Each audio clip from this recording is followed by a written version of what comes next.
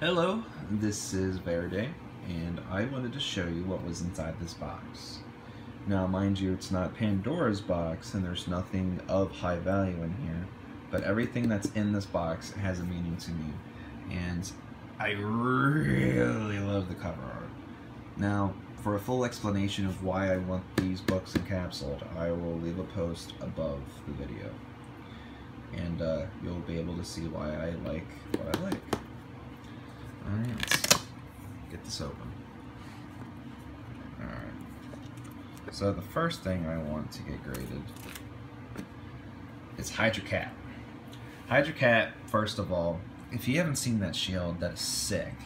That is so sick. That's got a super killing edge on it. His suit and colors is pretty amazing. If you read the book, his colors just flared against the overall monotone of the paint that was used in there.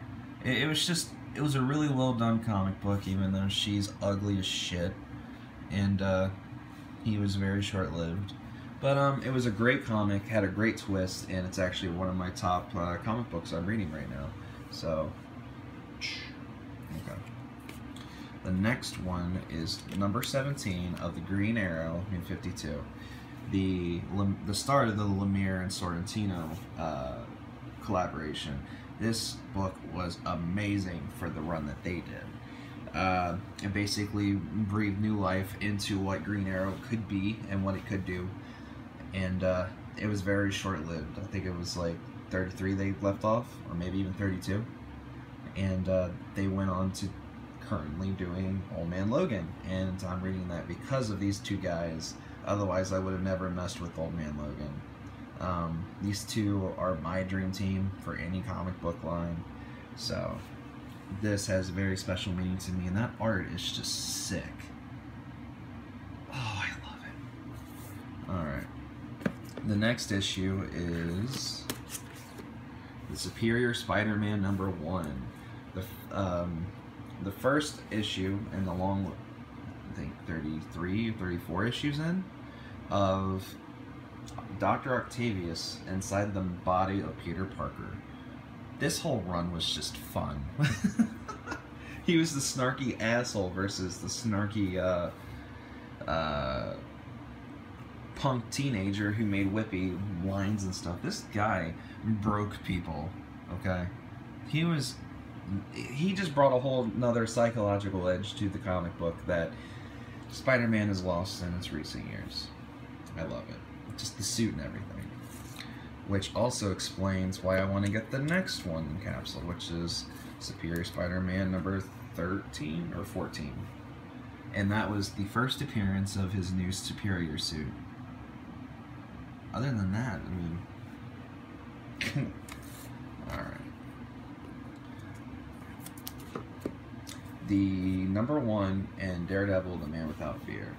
This was one of the first comic books I read when I was younger, and it was awesome.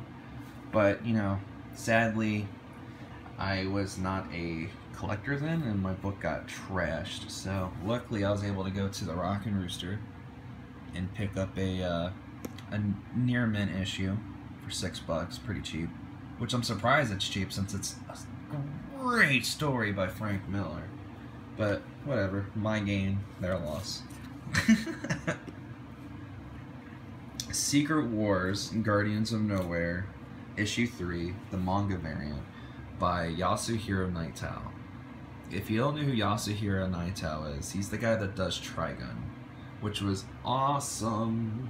And if you don't know what Trigun is, it is an anime space adventure based in, like, the Wild West. And he also did Gungrave, and he is a really weird, talented mangaka, and he just has really weird eye for art, and the fact that he did Venom, it just really highlights and showcases his artistic talent. And for him to do a Marvel comic book, I had to have it. So this is definitely getting slabbed. Ultimate Fallout, Spider-Man No More, #4. this is the first appearance of Miles Morales as Spider-Man. This is the first print. I kind of want the second print too, just because it actually shows Morales on the cover versus just a silhouette. But this was a must-have for me too, because I'm a huge fan of Spider-Man, as you can tell. But Morales and Superior Spider-Man are kind of fighting for #1 for me right now. Next one is the death of Spider-Man, the actual death of Peter Parker. I had to have that too. Issue #1 of Hawkeye. It's not the greatest condition. As you can tell, there's a lot of like ink rubbing off and there's some crinkles, but some of the pages are still kind of white, but I just really like Archers, and Hawkeye is my favorite out of Marvel at some point when it comes to Archers and stuff. So Spider-Man's #1, then it's probably Thor, then it's Hawkeye. Hawkeye's boss. Alright. The next one is issue #1 of Spider-Gwen. Gwen Stacy, man. Gwen Stacy's amazing. She has a weird thing going on where every time she goes to a new universe, she's already dead. So at this point, she's the only still living Gwen Stacy in the multiverse. The villain variant 3D cover of Green Arrow, which is Count Vertigo, and what they did with him was just dope. I love the whole Count Vertigo story in this issue. I know you probably can't see the 3D with the camera, but it's pretty baller, and I would love to get that in capsule. And last but not least, Walking Dead, issue 150. This is the Tony Moore cover variant. It's basically a mock-up remix of his first issue he ever drew. And he lives in the neighborhood. Well, not in the neighborhood. He's in my neck of the woods. He's like, I think he's... I know he's from Kentucky, but he said... someone told me he had moved to Ohio. So he attends these local cons pretty often, so I'm going to get his autograph on this and then ship it. That's probably when I'm going to send all these out. And that cover is just awesome and sad. But, yeah, that's pretty much everything that's inside this. So, I'll go ahead and wrap up this video and finish putting these up. I'll upload it and explain in more detail why I want to get these encapsulated and how I got into comic book collecting. And I will begin to reply back to everyone who wrote me, because I didn't know you wrote me. Alright, thank you.